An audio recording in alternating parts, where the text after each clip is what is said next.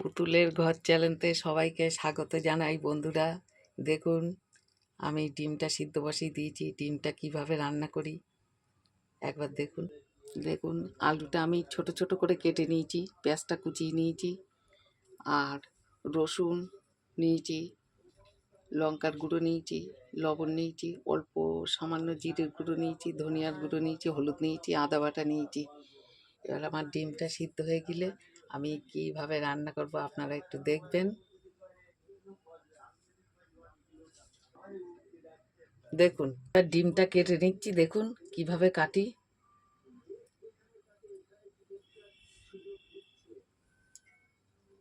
Piece piece করে নিলাম। বন্ধ করে দেখুন ডিমটা কিভাবে কেটে নিই।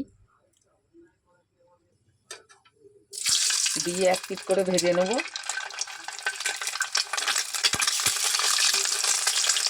সামান্য লবণ দিলাম। এবার আমি এই পিসটা উল্টে নেব।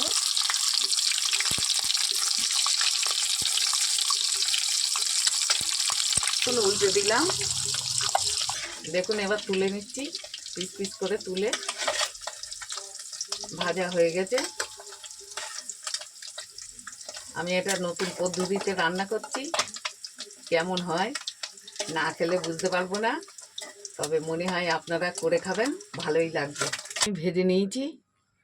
এইবার আমি দেখুন কড়াইতে তেল দিয়েছি। এবার আমি পেঁয়াজটা দিয়ে দেবো।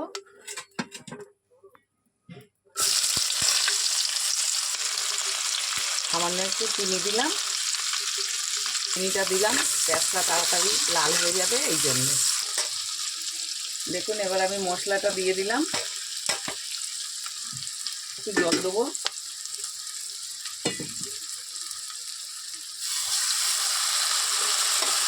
এবার একটু নাড়াচাড়া করে দিই।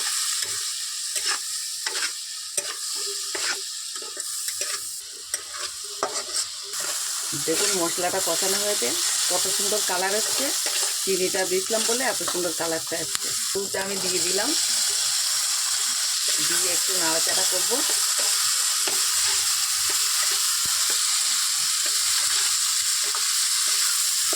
কত সুন্দর কালার এসছে। এবার আমার এটা কষানো হয়ে গেছে। এবার আমি সামান্য জল দেবো।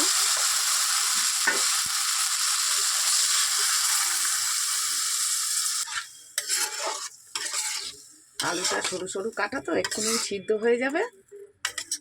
একটু ফুটে উঠলে আমি ডিমটা দিয়ে দেবো।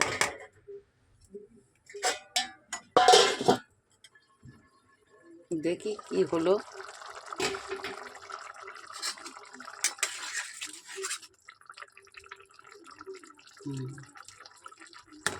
এবার আমি ডিমটা দিয়ে দেবো।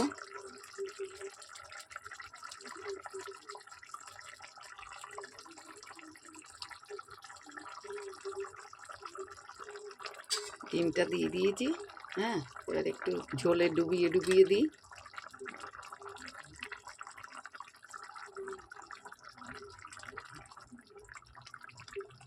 হালকা চাপ দিয়ে দিয়ে ঝোলটা একটু লাগিয়ে দিই গায়ে, তাহলে ভালো লাগবে দেখতে।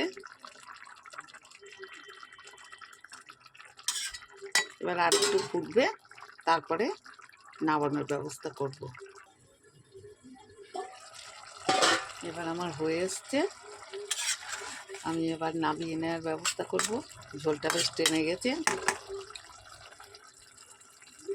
দারুণ হবে খেতে। দেখেই মনে হচ্ছে খুব ভালোই হবে।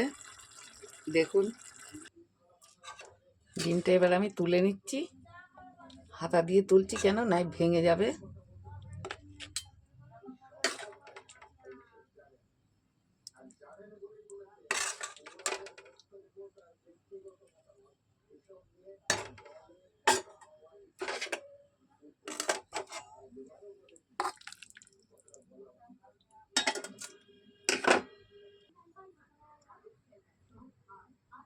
তরকারিটা আমার হয়ে গেছে।